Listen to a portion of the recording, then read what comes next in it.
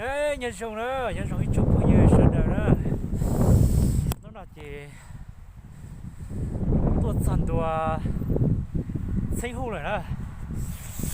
Tôi chọn đồ xây hô rồi, nó tiền tiền đó. Giờ khó đấy bỏ nó tiền, nó chọn đó. Chúng con cả đó. Rồi giờ tôi chọn xây hô nữa rồi nè.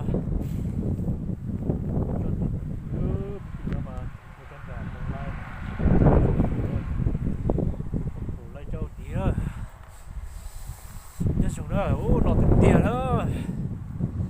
Chút chùa hành nó hay.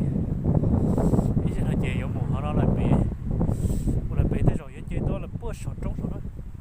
Cái số đó trong mà xe sọt đó.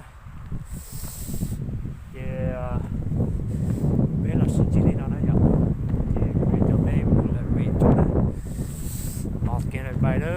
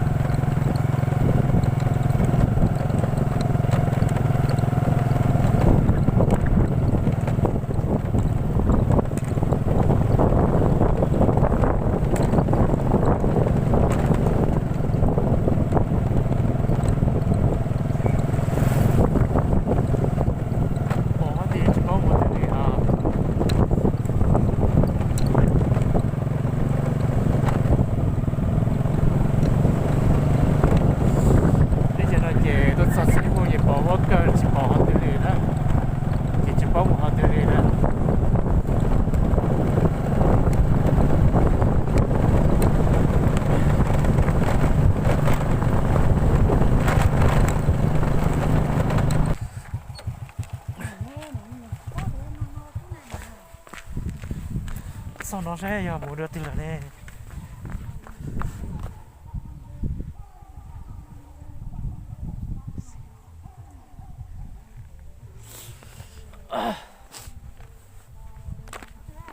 con đang gục cây nhá hả cho nên cái mà cho xin ô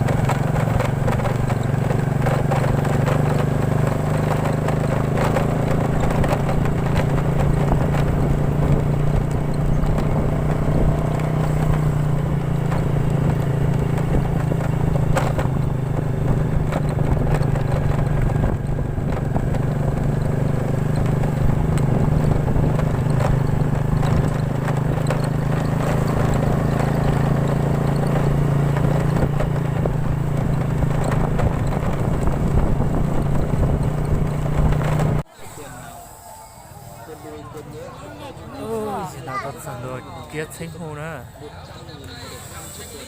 con giờ tao cỡ để tình nghĩa con giờ là mong mua tập tàng à cũng còn nhá trong con cái này với tình nghĩa mà tôi sai nè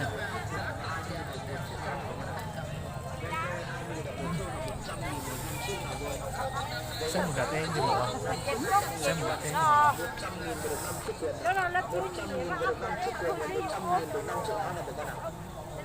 20.000 đồng một chiếc, 20.000 đồng một chiếc, 100.000 được 5 chiếc quần. Chú nó chỉ đó.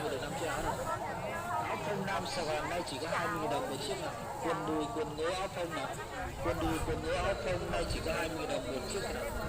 20.000 đồng một chiếc quần và 20.000 đồng một chiếc áo nào. Muốn đàn à? Muốn đàn à? Cái gì ấy? Tôi vô mà ra sao? 100.000 được 5 chiếc quần nào. 100.000 được 5 chiếc quần và 100.000 được 5 chiếc áo nào. Quần đùi quần ngố nào nay chỉ có 20.000 đồng một chiếc nào. Quần đùi quần ngố áo phông chỉ có 20.000 đồng một chiếc thôi nào bà con ạ. Vâng anh ơi, 20.000 đồng một chiếc nào. 20.000 đồng một chiếc quần nào. Áo có 20.000 đồng. 20.000 đồng một chiếc quần và 20.000 đồng một chiếc áo. 120 nay chỉ có 25.000, lớn nhỏ đủ màu đủ loại. Hàng hơn trăm nay bán có 25.000, nhanh tay lên quý vị ơi. 100.000 bốn áo chỉ có 100.000, giá cực rẻ cực đẹp. Cảm ơn những khách đầu đường. Sẽ nó là con giờ rong gọc cái đó.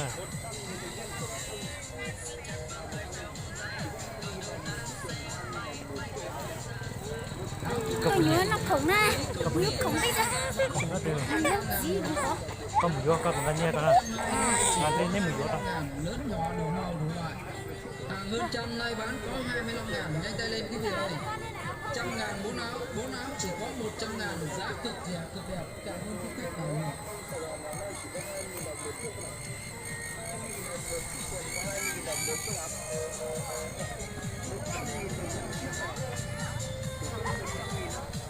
Áo phương Nam đây, hàng thanh lý công ty nay đem ra bán sổ có 25.000 một áo.